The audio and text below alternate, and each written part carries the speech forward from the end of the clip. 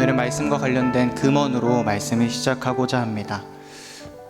영국의 청교도 신학자 윌리엄 세커라는 분이 이런 말을 하였습니다. 하나님은 죄에 대해 오래 참으시지만 결코 계속 참으시는 것은 아니다 라고 하였습니다. 하나님은 오늘도 죄를 짓는 자에게 오래 참아주십니다. 그 이유는 베드로후서에 보면 아무도 멸망하지 아니하고 다 회개하기에 이르기를 원하신다 라고 하였기 때문입니다. 그런데 이 금언에 보면 결코 계속 참으시는 것은 아니다 라고 나옵니다. 그 이유는 하나님은 오늘도 우리를 사랑하시기 때문입니다. 사랑하시기에 하나님의 때에 하나님께 매를 들으셔서라도 돌이키게 하시는 분이 하나님이시기 때문입니다. 한 가지 질문을 드리자면, 나의 자녀가 잘못을 저지른다면 여러분들은 어떻게 하시겠습니까? 때로 잘못된 부분을 이야기하거나 큰 잘못을 저질렀을 때는 매를 들어서라도 이야기합니다. 아마 저보다 잘 아시리라 생각합니다. 매를 드는 이유는 이 아이를 잘못된 길로 가게 하기 위함이 아니라 사랑하기 때문일 것입니다.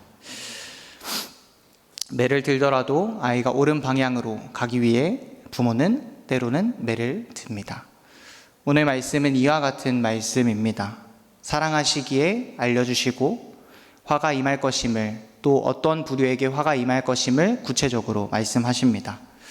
어제 말씀에 총 6가지 화 중에 2가지 화를 입는 부류에 대해서 나눴습니다.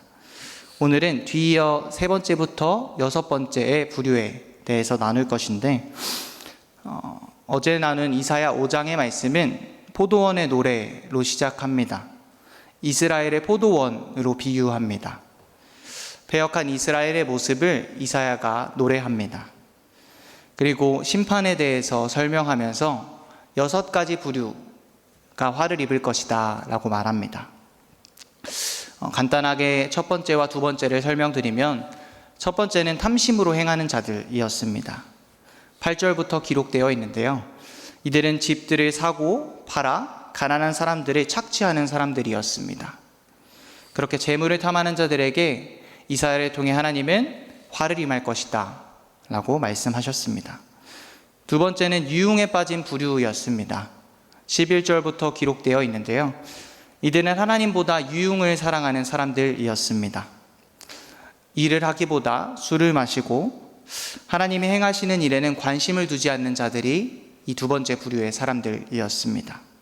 하나님은 그들에게 화가 있을 것임을 말씀하셨습니다. 오늘은 그 이후의 말씀인데요. 3번째 부류부터 6번째 부류의 말씀까지 나누고자 합니다. 이들을 사랑하셔서 경고하시는 말씀의 내용을 오늘도 살펴보고자 합니다. 3번째는 죄를 가볍게 여기는 부류였습니다. 우리 18절과 19절의 말씀을 함께 읽어보도록 하겠습니다. 시작. 거짓으로 끈을 삼아 죄악을 끌며 수레줄로 함같이 죄악을 끄는 자는 화 있을진저. 그들이 이르기를 그는 자기의 일을 속속히 이루어 우리에게 보게 할 것이며 이스라엘의 거룩한 이는 자기의 계획을 속히 이루어 우리가 알게 할 것이라 하는도다. 아멘. 18절에 보면 거짓으로 끈을 삼아 죄악을 끌며 수레줄로 함같이 죄악을 끄는 자라고 기록합니다. 이 말씀을 어떻게 좀 쉽게 설명드릴까 생각하다가 소가 무거운 수레를 끌고 가는 장면을 생각해 보았습니다. 사진으로 준비해 봤는데요. 소가 무거운 짐을 끌고 갈 때, 특히나 오르막을 오를 때 아마 저 모습같이 전력을 다해서 수레를 끄는 모습이 상상되실 것입니다. 이사야는 어떻게 말하냐면, 거짓으로 끈을 삼아 죄악을 끌며 수레줄로 함같이 죄악을 끄는 자라고 표현합니다. 즉 죄를 범하는 자의 모습 또한 전력을 다해 죄를 범한다는 것을 말씀드릴 수 있습니다. 더 나아가서 죄를 가볍게 여기는 그들의 모습을 볼 수 있습니다.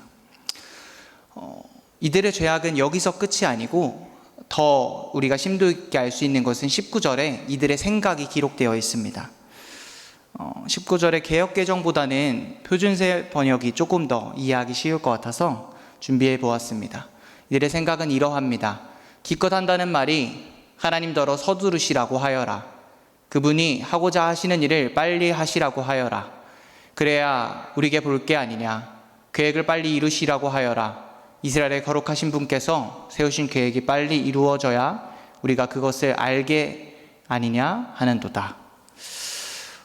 거짓을 끈으로 끄는 자의 생각은 이러합니다. 하나님더러 서두르시라고 하여라. 하고자 하시는 일을 빨리 하시라고 하여라. 네, 생각이 좀 어떠한가요? 되게 악해 보이고 하나님을 조롱하는 모습까지 보입니다. 하나님을 경외하는 모습이 1절 보이지 않는 모습이 기록되어 있습니다. 이사야는 이런 자들에게 화가 있을 것이라 라고 말합니다. 그 이유는 돌이키게 하기 위함이었습니다. 기다리고 기다렸지만 끝내 돌이키지 않는 그들에게 하나님은 이사야를 통해, 이사야의 노래를 통해, 또 이사야의 오늘 말씀을 통해 깨닫게 하기 위해 화가 있을 것이다 라고 말씀합니다. 말씀을 통해 우리의 모습을 돌아볼 수 있을 것입니다. 나는 과연 하나님 안에 살아가고 있는지 돌아볼 수 있습니다. 아니면 이들과 같이 끝내 돌이키지 않는 삶을 살아가고 있는지를 돌아볼 수 있을 것입니다. 나는 과연 이들과 같이 죄를 가볍게 여기지는 않는가? 하나님과 멀어지는 삶에 익숙해져 있지 않은가? 하나님의 말씀을 가까이 하고 있는가를 우리는 점검할 수 있습니다. 저와 여러분들은 그리스도 안에서 이미 죄와 사망을 이긴 존재들입니다. 믿으시나요? 한 번 더 여쭤보겠습니다. 우리는 그리스도 안에서 이미 죄와 사망을 이긴 자유케 된 존재입니다. 믿으시나요? 그런데 문제는 우리의 삶 가운데 여전히 죄와 씨름하며 살아가는 삶은 지속된다는 것입니다. 중요한 것은 우리가 주님 안에 거하는 삶일 것입니다. 포도원이라고 비유한다라는 것은 하나님 안에 거할 때 우리는 열매를 맺을 수 있다라는 것을 이야기하기도 합니다. 말씀을 통해 알 수 있는 것은, 점검할 수 있는 것은 나는 과연 하나님 안에 거하고 있는가입니다. 또 더 나아가서 이들의 모습과 같이 죄를 가볍게 여기고 있지는 않은가, 하나님과 멀어지는 삶이 익숙해져 있지 않은가 되돌아볼 수 있습니다. 네, 주님 안에서 말씀을 통해 점검하며 오늘도 하나님 안에 살아가는 저와 여러분들이 되었으면 좋겠습니다. 네 번째입니다. 20절에 기록되어 있는데요. 선악을 반대로 말하는 자들입니다. 20절의 말씀을 함께 읽어보도록 하겠습니다. 시작. 악을 선하다 하며 선을 악하다 하며 흑암으로 광명을 삼으며 광명으로 흑암을 삼으며 쓴 것으로 단 것을 삼으며 단 것으로 쓴 것을 삼는 자들은 화 있을진저. 아멘. 20절에 보면 악을 선하다 하며 선을 악하다 하며 라고 기록합니다. 이 말씀을 통해 알 수 있는 것은 계속해서 반대로 말하는 모습을 알 수 있습니다. 악을 악하다 라고 표현해야 되는데, 선을 선하다 라고 표현해야 되는데, 기준을 말씀해 두고 악은 악이고 선은 선임을 분별해야 되는데 그러지 못하는 모습을 보여줍니다. 이들은 분별하지 못하는 자들입니다. 단호하지 못한 자들입니다. 악을 미워할 줄 모르고 선을 사랑할 줄 모르는 태도를 보이고 있습니다. 이사야 시대 당시에 이 뇌물에 타락한 재판장들의 모습이 있었다라고 합니다. 재판장이란 어떤 사람입니까? 선악을 분별하여 옳게 판단하는 자들입니다. 그렇게 판단하고 재판하는 자들입니다.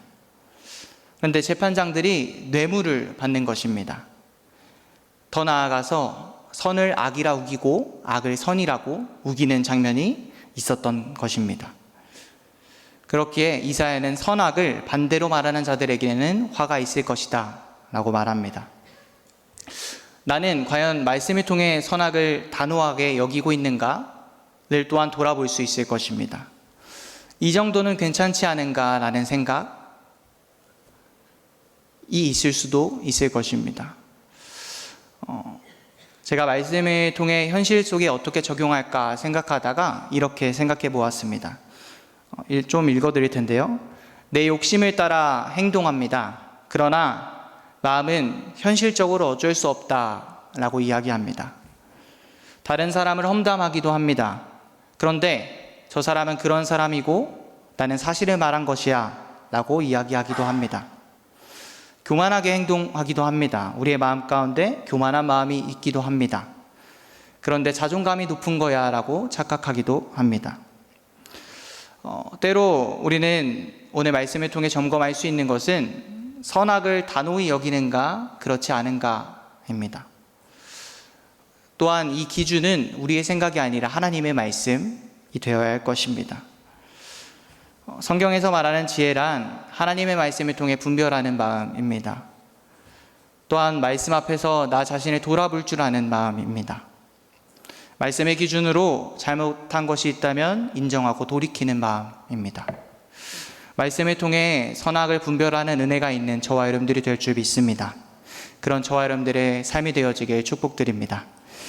5번째입니다. 스스로 지혜롭다 여기는 자들입니다. 21절의 말씀을 함께 읽어보도록 하겠습니다. 시작. 스스로 지혜롭다 하며 스스로 명철하다 하는 자들은 화 있을진저. 아멘.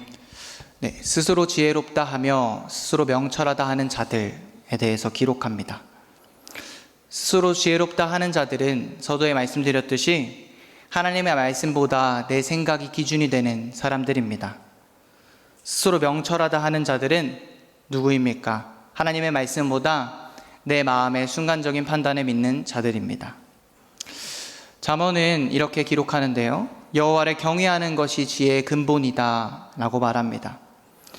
하나님의 말씀이 지혜와 명철의 기준임에도 불구하고 자신의 생각과 마음이 기준이 되어버린 자들입니다.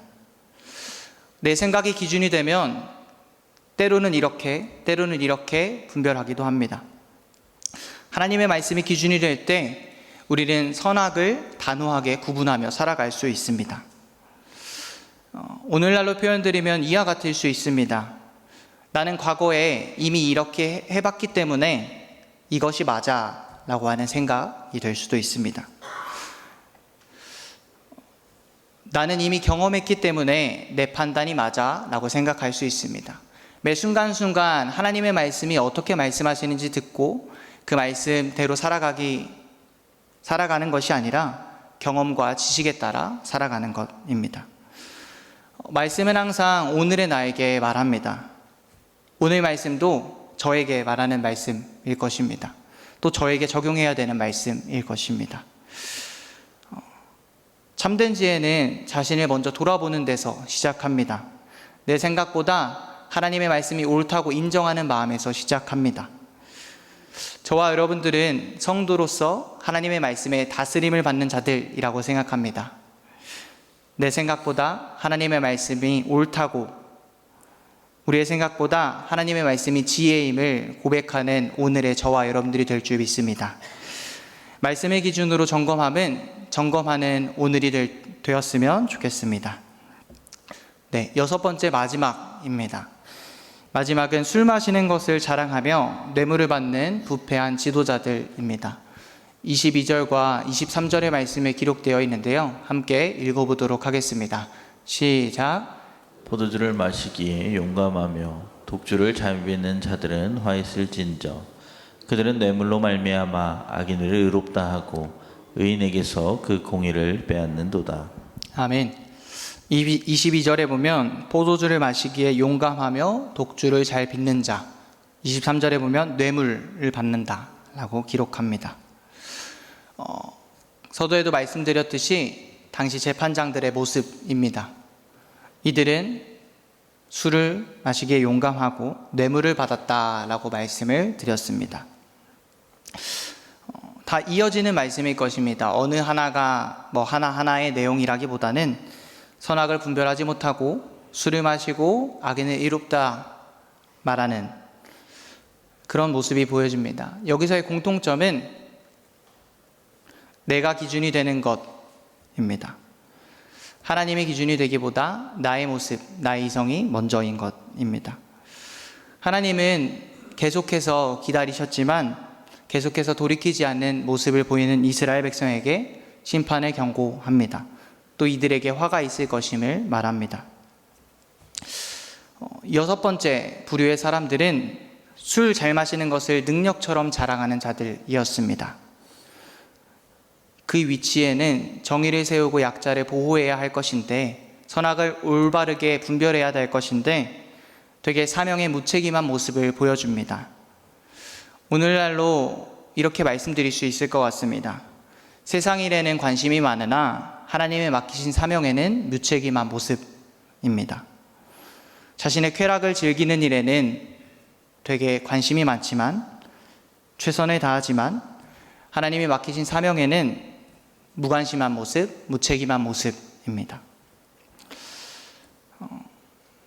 오늘날 사람들은 여가 생활, 여가 라이프에 대해서 굉장히 관심이 많습니다. 그렇게 여가 생활의 종류도 다양해진 것은 물론 그렇게 살아가는 시대에 우리는 살아가고 있습니다. 일반적으로 사람들은 어떻게 하면 시간을 더 즐겁게 보낼지 생각하기도 합니다. 어떻게 하면 더 좋은 것을 먹고 마실지 생각하기도 합니다. 물론 하나님의 주신 시간이고 하나님의 주신 것이기에 쉼은 굉장히 중요하다고 말씀드릴 수 있습니다. 하나님의 주신 시간을 통해 재충전하는 시간은 필요합니다. 문제는 이 생활이 하나님께서 맡기신 사명보다 우선이 되는 경우일 것입니다. 제가 서두에 자신의 쾌락을 즐기는 일에는 최선을 다하지만 사명에는 무책임하다라고 말씀드렸습니다. 오늘 본문에 등장하는 사람들도 이와 같았습니다. 포도주를 마시고 독주를 섞는 일에는 용감했습니다. 그런데 하나님께서 맡기신 재판의 자리에서는 뇌물을 받고 악인을 의롭다고 하여 의인의 권리를 빼앗는 모습이 보여집니다. 우리의 모습을 말씀을 통해 돌아볼 수 있는 건 단순히 술을 좋아하거나 독주를 마치 잘 빚는 일에 용감하거나 이런 모습이라기보다 세상의 쾌락과 이익, 또 하나님의 맡기신 사명, 어떤 것이 우선이 되는지를 돌아볼 수 있습니다.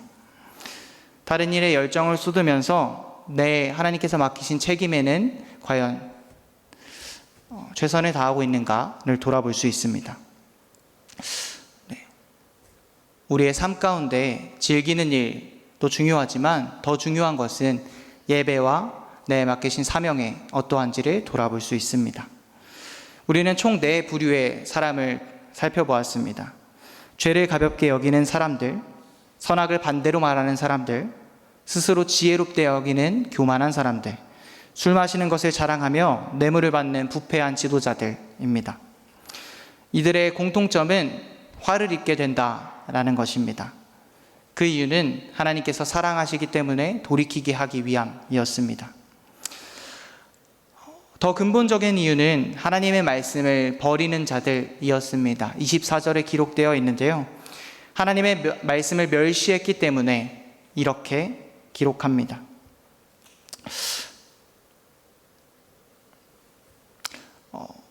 마지막으로 여러분들 저보다 잘 아시리라고 서두에 말씀드렸는데, 매를 듣는 아버지의 마음은 어떠하신가요? 경험해 보셨나요?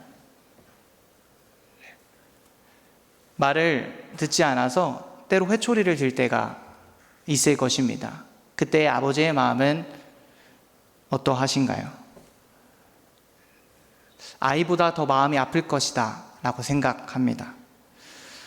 사랑의 매는 자녀가 돌이키지 않을 때 필요할 것입니다.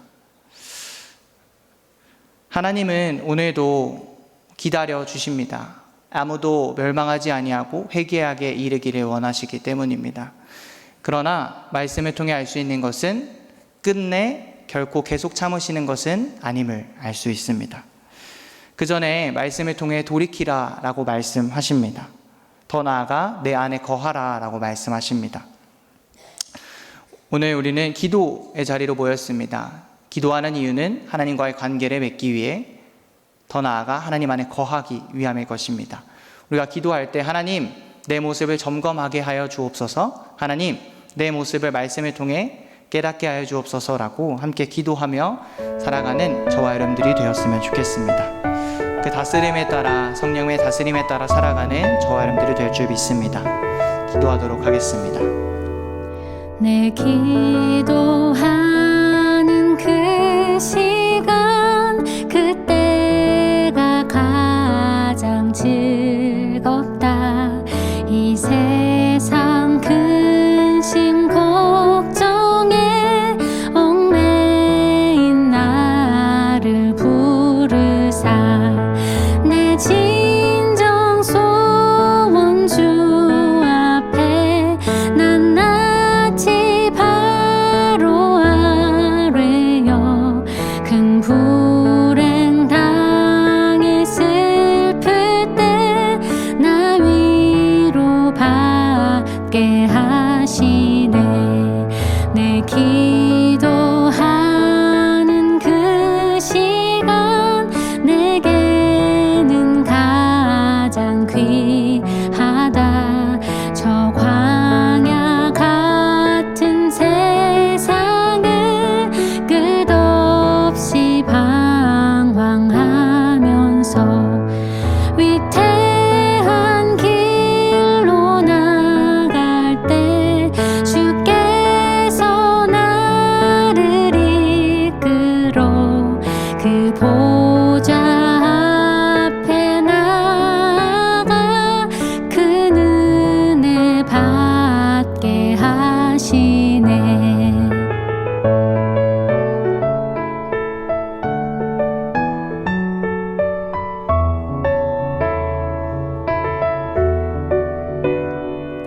내 기도하는 그 시간, 그때가 가장 즐거워.